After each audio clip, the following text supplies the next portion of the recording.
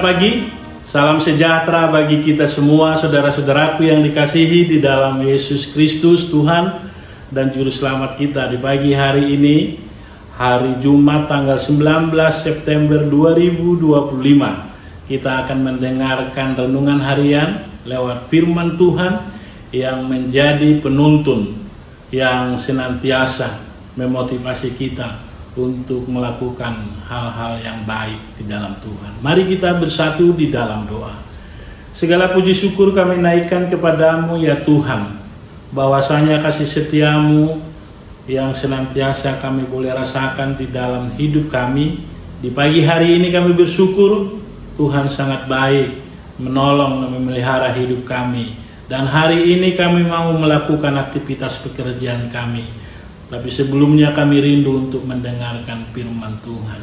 Biarlah kami memahami dan mengerti maksud dan rencana Tuhan dalam hidup kami melalui firman-Mu yang menyinari hidup kami. Di dalam nama Tuhan Yesus Kristus kami berdoa dan mengucap syukur.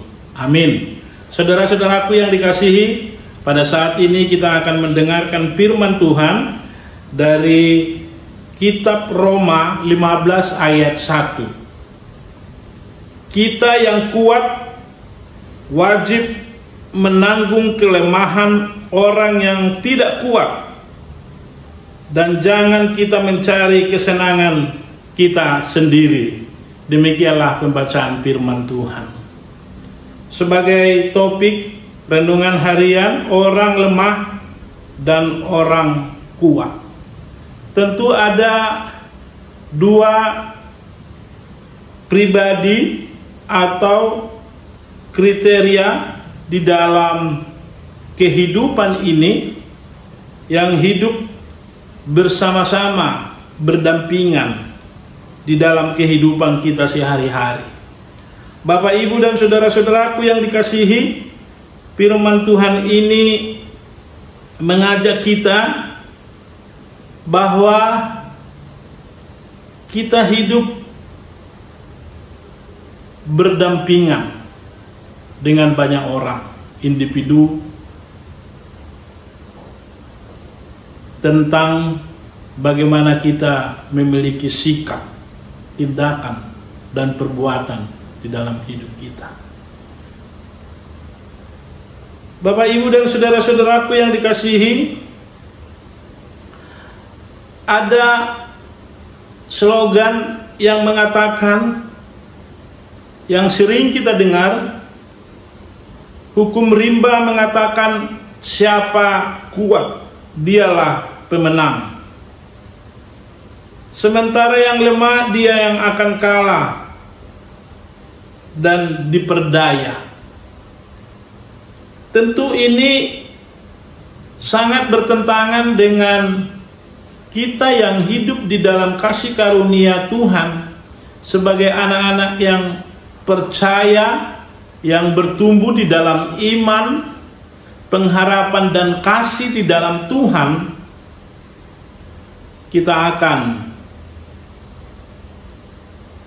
meluruskan, membenarkan prinsip tersebut. Tetapi kita harus berbuat seturut dengan kehendak Allah. Seringkali hal ini terjadi di sekitar kita, namun Rasul Paulus ingin menjelaskan bahwa ada dua ciri orang percaya, yaitu orang lemah atau orang yang kuat. Rasul Paulus dalam pengajarannya memberikan penekanan supaya kita memiliki hubungan yang baik. Wajib atau patut bagi yang kuat untuk menanggung kelemahan-kelemahan orang yang tidak kuat imannya. Tentu kita sebagai orang yang percaya, bila mana kita memiliki iman yang kuat, iman yang kokoh, kita harus terbeban untuk mendoakan saudara-saudara kita di dalam kelemahan, baik suka dan duka. Dikala mereka membutuhkan pertolongan, sehingga kita sebagai orang-orang yang percaya, merasa kuat di dalam Tuhan, yang memiliki pandangan yang sangat misioner, tentu kita terbeban untuk menolong saudara-saudara kita di sekitar kita, baik saudara kita, teman, sahabat, dimanapun mereka berada. Kita akan saling mendoakan, saling menguatkan di dalam iman, dibangun dengan dasar kasih Kristus. Itulah yang kita tumbuh kembangkan, yang kita pelihara, yang kita jaga, untuk kita boleh bersama-sama maju di dalam Tuhan, lebih bermanfaat bagi semua orang, menjadi teladan, menjadi saksi bahwa Yesus Kristus sebagai Tuhan dan Juru Selamat kita, sehingga setiap orang yang kita mau temui dan kita mau ceritakan tentang kasih Tuhan, mereka menerima kabar baik, kabar keselamatan yang dari Tuhan. Bapak, Ibu, dan saudara-saudaraku yang dikasihi, memang di dalam kehidupan ini tiap-tiap orang memiliki bakat dan potensi yang berbeda-beda. Perbedaan ini sering menimbulkan pertentangan dan melahirkan kekacauan.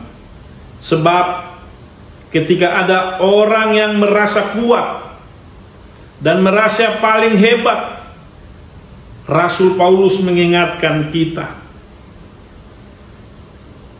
Paulus ingin kita yang percaya dan yang kuat imannya akan mampu menanggung kelemahan orang-orang yang tidak kuat.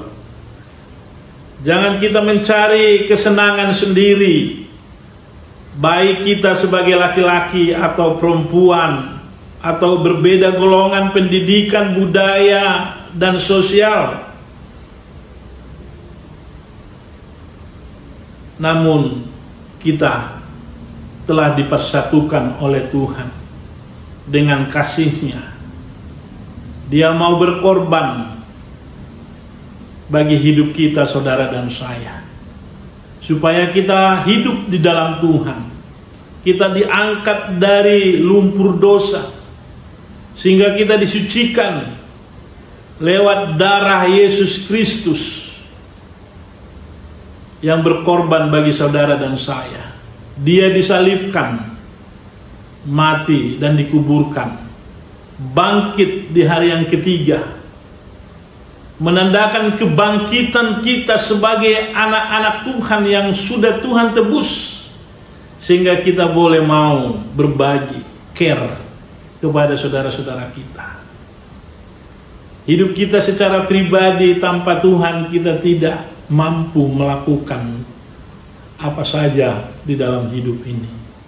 Apalagi kita mengandalkan pikiran, kekuatan, dan kepintaran kita, kita akan mengalami kegagalan dan kekecewaan, dan sehingga kita boleh jatuh di dalam dosa.